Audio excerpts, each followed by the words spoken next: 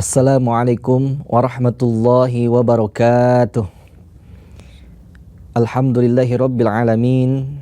Alhamdulillahilladzi hadana lihada wa ma kunna linahtadiya laula an hadanallah. Ashhadu an la ilaha illallah wahdahu la syarikalah wa ashhadu anna Muhammadan abduhu wa rasuluh la nabiyya ba'dah. Allahumma salli wa sallim wa barik ala sayyidina wa maulana Muhammadin wa ala alihi wa ashabihil mujahidin at-tahirin, amma ba'd. Ayyuhal hadirun ittaqullaha haqqa tuqatih wa la tamutunna illa wa antum muslimun. Qala Allah ta'ala fi kitabihil karim wa huwa asdaqul qailin. A'udzu billahi samiil alim minasy syaithanir rajim. Bismillahirrahmanirrahim. Ya ayyuhalladzina amanu kutiba alaikumus syiyam kama kutiba 'alal ladzina min qablikum la'allakum tattaqun. Al-ayah. Shadaqallahul azim wa shadaqa rasuluhun nabiyul karim wa nahnu 'ala dzalika minasy syahidin wasyakirin walhamdulillahi rabbil alamin. Pemirsa Mutiara Iman dan sahabat Kompas TV dimanapun berada, alangkah indahnya jikalau kita memanjatkan puji dan syukur kepada hadirat Allah Subhanahu wa taala yang telah menganugerahi kita nikmat yang tak terhingga. Bahkan andaikan kalau kita mengumpulkan ranting-ranting di muka bumi ini, kemudian kita jadikan lautan yang ada di muka bumi ini dijadikan tintanya dan pohon-pohon dijadikan penanya untuk mencatat nikmat yang telah Allah berikan, wa in ta'uddu nikmatallah la tuhsuha. Tidak ada seorang pun yang mampu menghitung jumlah nikmat yang telah Allah berikan kepada kita.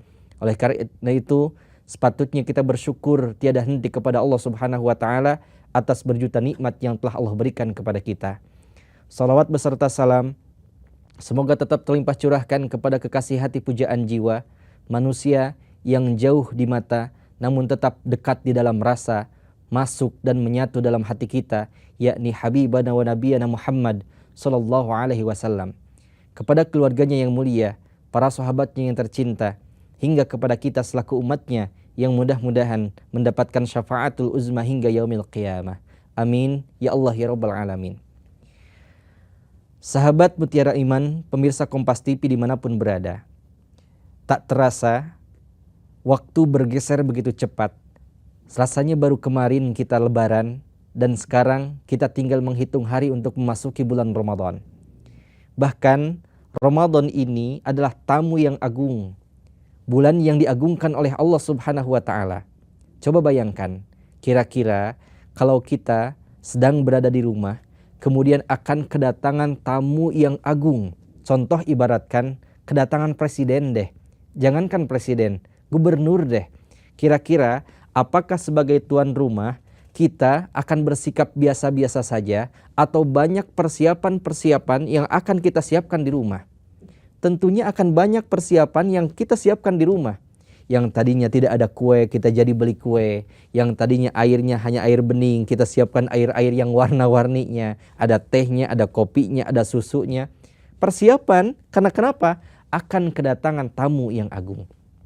Nah, apakah ini berlaku bagi kita semua sebagai hamba Allah Subhanahu wa taala yang akan kedatangan tamu yang diagungkan oleh Allah Subhanahu wa taala, yaitu adalah Ramadan. Ramadan adalah bulan yang agung dan tamu yang agung yang akan menghampiri kita. Maka sudah selayaknya dan sepantasnya sebagai hamba yang mengaku iman kepada Allah Subhanahu wa taala, kita pun bersiap-siap untuk menyambut Ramadan yang diagungkan oleh Allah Subhanahu wa taala. Bahkan ada hal yang bisa kita siapkan supaya kelak lepas dari Ramadan ini kita akan menjadi pribadi-pribadi yang sesuai dengan tujuan Ramadan, yaitu adalah pribadi yang bertakwa di hadapan Allah Subhanahu wa taala. Nah, apa persiapan yang bisa kita lakukan? Yang pertama, persiapan yang bisa kita lakukan untuk menyambut Ramadan adalah persiapan ruhiyah kita, yaitu hati kita. Bawalah hati yang suci memasuki bulan yang suci. Bawalah hati yang mulia memasuki bulan yang mulia. Bawalah hati yang agung memasuki bulan yang agung. Jangan sampai kita membawa hati yang kotor sehingga mengotori bulan yang suci. Jangan sampai kita membawa hati yang rusak sehingga merusak bulan yang agung. Maka dari itu persiapkanlah dari sekarang untuk menyongsong Ramadan dengan membawa takwa kepada Allah Subhanahu wa taala. Persiapan ruhiyah ini tentunya kita harus mengendalikan hati kita. Mengawali Ramadan dengan penuh niat yang pantang kepada Allah Subhanahu wa taala, niat yang begitu lurus untuk menggapai ridho Allah Subhanahu wa taala. Bahkan dalam hadis dijelaskan Rasulullah Shallallahu alaihi wasallam bersabda, "Innamal a'malu binniyat wa innamal likulli imri'in ma nawa. Faman kanat hijratuhu ila Allahi wa rasulih fa hijratuhu ila Allahi wa rasulih. Wa man kanat hijratuhu lidunya yusibuha aw imra'atin yankihuha fa hijratuhu ila ma hajara ilaih." Artinya apa? Setiap amal itu tergantung kepada niatnya, tergantung pada tujuan dan motivasi untuk apa melaksanakan amalan tersebut. Bahkan sampai-sampai Rasulullah menjelaskan, kalaulah kita hijrah, niat hijrah tersebut karena ingin mendapatkan kedudukan dan tahta, maka kedudukan dan tahta tersebut akan ia dapatkan.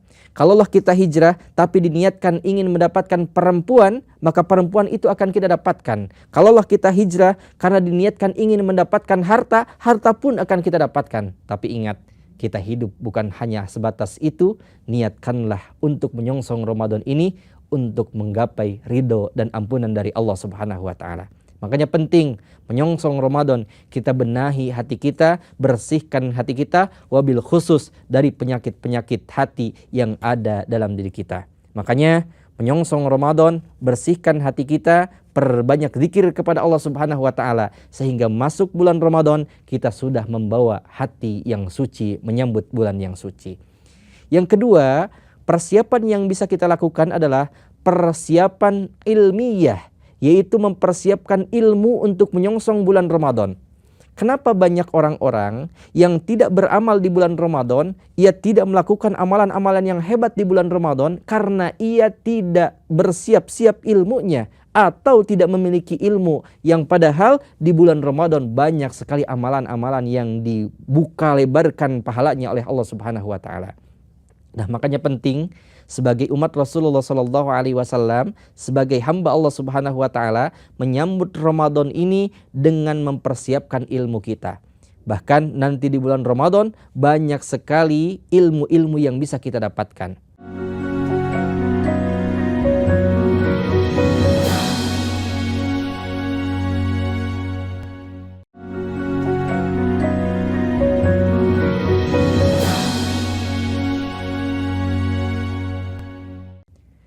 Maka penting bagi kita umat Rasulullah Sallallahu Alaihi Wasallam, sampai-sampai Rasulullah mengingatkan kepada kita semua bahwa setiap manusia, baik itu mukmin ataupun muslim ataupun muslimah, diwajibkan kepada kita semua untuk menuntut ilmu dari mulai kita buayan sampai ke liang lahat.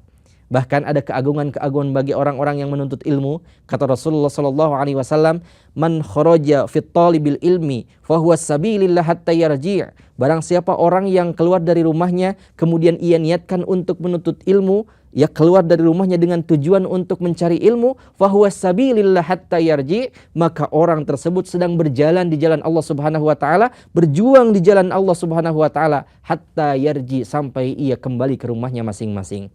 Artinya apa, saudaraku? Kita yang keluar dari rumah kita, atau bahkan kita sekarang yang sedang melihat tayangan ini dengan diniatkan untuk menuntut ilmu, meniatkan untuk mencari ilmu Allah Subhanahu wa taala, kita sekarang sedang berjuang di jalan Allah Subhanahu wa taala.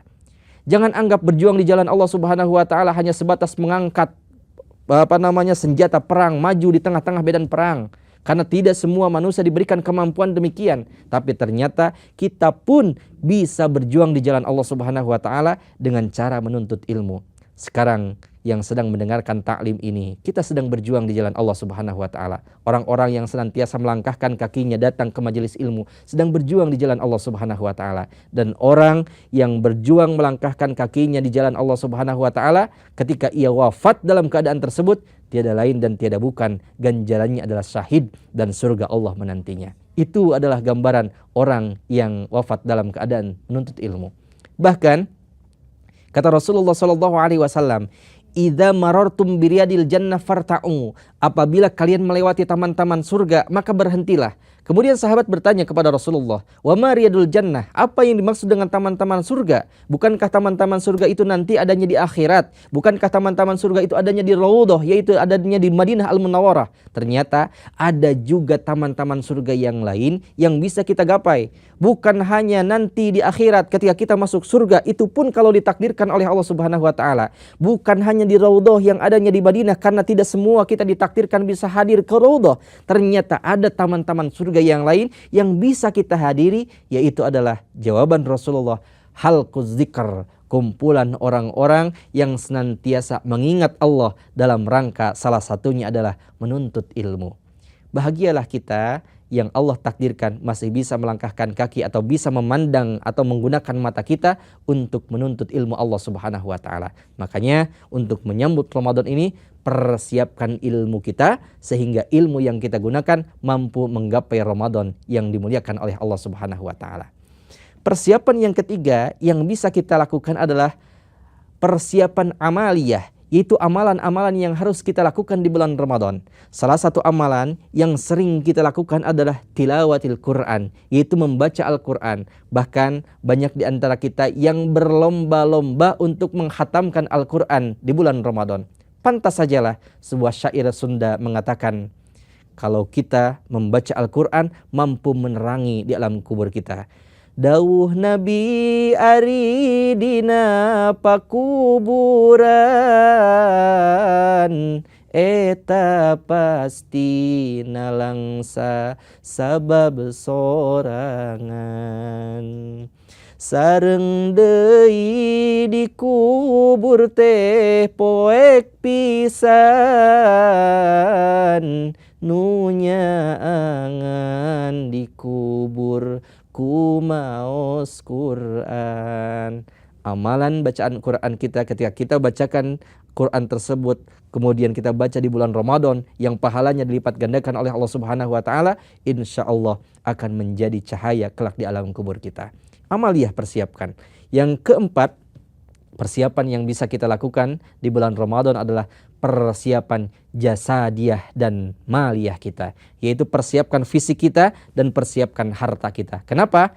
Karena Ramadan kita akan dilatih bagaimana menahan diri kita dari lapar dan juga haus. Tentunya kita harus mempersiapkan fisik kita. Meskipun kata Rasulullah SAW, sumu tasihun, yang namanya puasa itu mampu menyehatkan kita. Maka insya Allah kita yang senantiasa membiasakan puasa kelak, kemudian kita juga yang sekarang sudah membiasakan puasa sunnah, insya Allah Allah akan memberikan kesehatan untuk kita. Dan yang terakhir, persiapan maliyah, yaitu harta kita. Kita akan dilatih di bulan Ramadan, yaitu berbagi dengan sesama, infak dan juga sedekahnya kita keluarkan, berbagi sahur, berbagi buka puasa. Bahkan kata Rasulullah SAW, orang yang berbagi puasa terhadap orang yang berbuka puasa, pahala orang yang berbuka puasa tersebut akan mengalir kepada orang yang memberikan makanan buka tanpa mengulangi pahalanya sedikit pun. Artinya perbanyaklah berbagi di bulan Ramadan, karena insya Allah pahala yang disiapkan oleh Allah Subhanahu wa taala sangat berlipat ganda untuk kita semua. Karena terakhir ada ibadah maliyah, salah satu yang diwajibkan dalam rukun Islam, yaitu adalah zakat yang harus kita keluarkan. Maka insya Allah kalau persiapan ini sudah kita siapkan, dari mulai persiapan batiniyah, kemudian persiapan amaliyah, persiapan ilmiah, kemudian persiapan jasadiyah dan persiapan maliyah, insya Allah kita akan betul-betul siap dan juga menghadapi bulan Ramadan dalam keadaan takwa yang sebetul-betulnya di hadapan Allah Subhanahu wa taala. Amin ya Allah ya rabbal alamin. Masya Allah Pak Ustadz, udah gak sabar Pak Ustadz, sebentar lagi bulan Ramadan. Ya, Insya Allah kita semua bisa mengikuti bulan puasa. Amin ya Allah ya rabbal alamin. Pak Ustadz, terkait takwa Pak Ustadz, izin bertanya Pak Ustadz. Bagaimana cara kita mempersiapkan hati dan niat agar Ramadan dijalani bukan sekedar rutinitas, tetapi benar-benar bernilai ibadah? Masya Allah. Ini ya pentingnya supaya kita membawa takwa ke bulan Ramadan. Jadi bukan dalam arti kita kalau kita ibadah maksimal di bulan Ramadan, kita sudah dijanjikan menjadi orang yang takwa. Yang betul itu adalah orang menyambut Ramadan dengan persiapan takwa. Makanya Allah menyediakan bulan-bulan sebelum Ramadan seperti halnya bulan Rajab, bulan Sya'ban. Ini adalah bulan-bulan persiapan untuk menyongsong bulan Ramadan. Kenapa banyak perintah Rasulullah SAW ataupun juga sunnah-sunnah Rasulullah SAW di bulan Rajab dan di bulan Sya'ban disunnahkan untuk memperbanyak puasa sunnah? Karena ini kita dipersiapkan oleh Rasulullah SAW supaya tidak kaget lagi ketika memasuki bulan Ramadan. Kita sudah biasa sholat malam di bulan Rajab, kita sudah biasa sholat malam di bulan Sya'ban, kita sudah biasa puasa sunnah di bulan Rajab, kita sudah biasa puasa sunnah di bulan Sya'ban, sehingga masuk Ramadan semuanya itu menjadi enteng. Puasa sudah biasa kita lakukan, kemudian juga sholat malam sudah biasa kita lakukan, apalagi kalau kita yang sudah istiqamah membaca Al-Quran setiap bulan-bulannya. Maka dari itu, yuk ubah mindset kita bahwa takwa sebelum Ramadan, sehingga nanti lepas dari Ramadan kita sudah menjadi sempurna, yaitu orang-orang yang betul-betul takwa di hadapan Allah Subhanahu wa taala. Jangan sampai Ramadan ini hanya sebatas seremonial saja. Wih, Ramadan, baju baru, takwanya masih yang lama. Ramadan, sepatu baru, takwanya masih yang lama. Ramadan, peci baru, imannya masih yang lama. Maka dari itu, yuk upgrade kualitas ibadah kita, upgrade keimanan kita, semakin mantap kepada Allah Subhanahu wa taala, persiapkan menyambut Ramadan dengan membawa iman dan takwa yang berkualitas. Allah Pak Ustadz.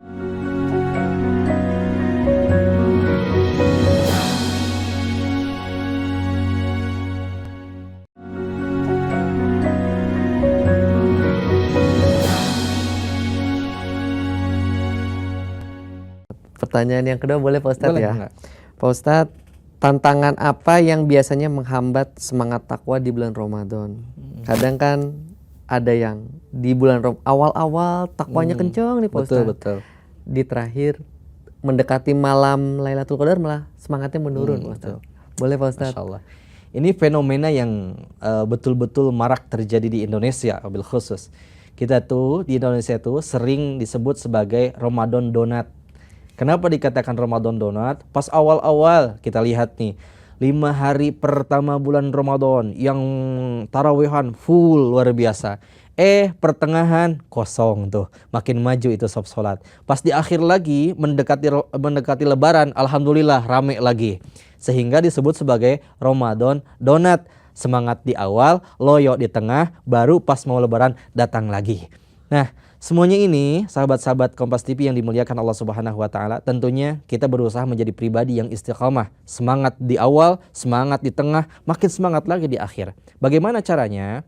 Sampai-sampai Rasulullah SAW pernah mengingatkan kita, jangan sampai kita puasa di bulan Ramadan itu hanya sebatas menahan dahaga dan lapar saja. Karena itu kita hanya mendapatkan haus dan laparnya saja, tidak mendapatkan pahala yang maksimal dari Allah Subhanahu wa taala. Supaya kita maksimal ibadah di puasa di bulan Ramadan, ketahuilah junjung tinggi semangat Ramadan dengan motivasi yang tinggi ingin mendapatkan ridho dari Allah Subhanahu wa taala. Sampai-sampai dijelaskan bahwa di bulan Ramadan futihat abwabus sama, dibukakan pintu-pintu langit. Artinya rahmat Allah Subhanahu wa taala diturunkan kepada kita semua. Wa ghuliqat abwabun nar, dan ditutupkan pintu-pintu neraka. Bukan dalam arti ditutup pintu neraka, akan tetapi puasa kita mampu menutup pintu neraka. Ya, maka dari itu dengan motivasi ini banyak rahmat yang Allah berikan kepada kita di bulan Ramadan. Kemudian juga banyak malaikat yang mencatat amal kita di bulan Ramadan.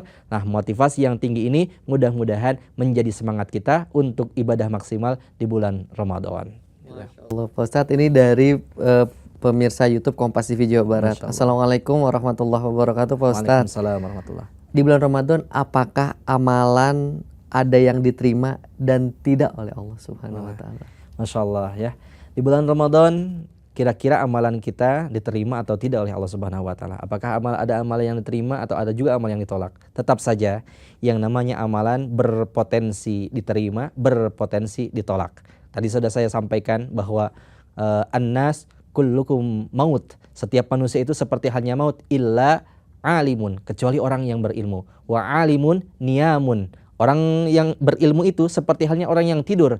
Illa amilun, kecuali orang yang mengamalkan ilmunya. Tapi ingat, orang yang berilmu mengamalkan ilmunya juga wa amilun, orang tersebut juga tertipu. Illa mukhlisun, kecuali orang yang ikhlas. Nah, makanya kita dilatih bahwa di bulan Ramadan ini ikhlas ridho karena Allah Subhanahu wa taala. Karena kenapa?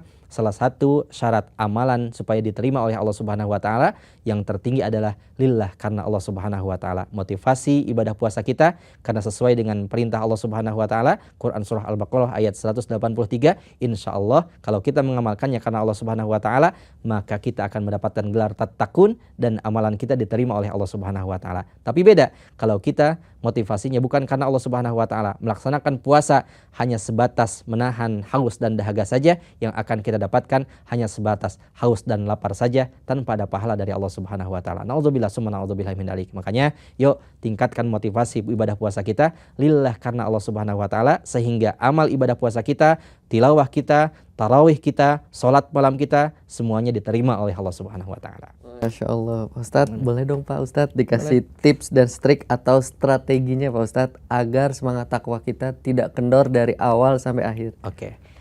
Ada sebuah kalimat yang begitu indah dan menjadi pengingat untuk kita semua. Ada kalimat tersebut bahwa beramalah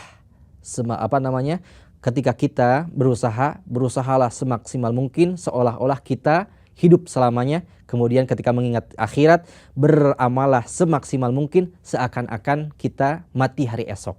Nah, ini berkaitan dengan Ramadan ini, kita beramalah semaksimal mungkin seolah-olah kita mati hari esok. Kenapa? Karena tidak ada jaminan bahwa kita bisa berjumpa dengan Ramadan yang akan datang. Coba, Ramadan hari ini, Ramadan kelak yang akan kita temui, mungkin akan berbeda dengan Ramadan yang tahun lalu. Ini sudah nampak di depan mata kita. Ramadan tahun lalu kita masih bisa melihat senyum ibunda kita masih bisa melihat senyum ayahanda kita masih bisa merasakan kehangatan orang tua kita. Tapi ternyata ada yang Allah takdirkan Ramadan tahun ini tanpa ada orang tua. Kemudian Ramadan tahun kemarin mungkin ada yang masih bisa melihat bercanda dengan pasangannya. Tapi ternyata Ramadan tahun ini semuanya sudah sepi tanpa ada pasangan. Hal ini menandakan seolah-olah Allah mengingatkan kepada kita semua bahwa dalam hal ibadah maksimalkan waktu yang sudah Allah berikan. Selagi sekarang Allah berikan kesempatan untuk ibadah, laksanakan ketika ini pula. Karena kenapa? Tidak ada jaminan bahwa kita bisa berjumpa dengan Ramadan yang akan datang. Mumpung Ramadan tamu agung ini masih bisa kita maksimalkan dan kita masih bisa Allah takdirkan menghirup udara di bulan Ramadan, maka ibadahlah semaksimal mungkin di Ramadan yang insya Allah akan kita hadapi bersama-sama.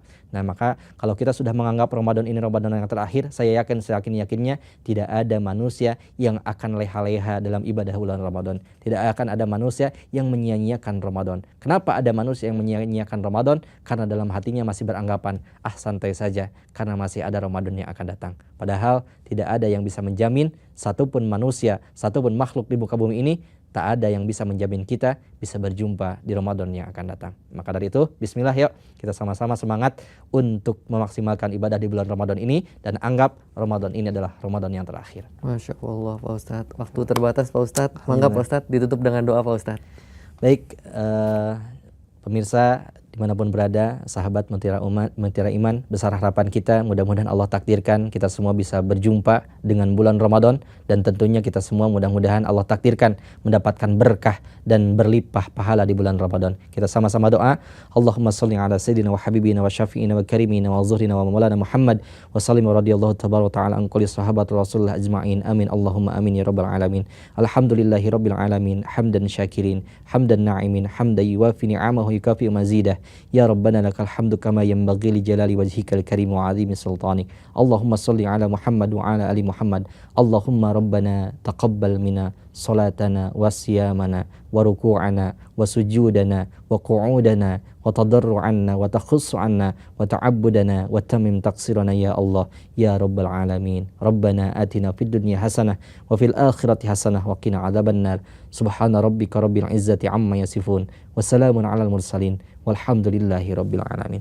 Alhamdulillahi rabbil alamin. Atas segala perhatian, mohon maaf atas segala kekurangan. Insyaallah berjumpa lagi dalam pertemuan selanjutnya, tentunya dalam channel yang sama di Kompas TV dalam acara yang sama, yaitu Mutiara Iman. Assalamualaikum warahmatullahi wabarakatuh.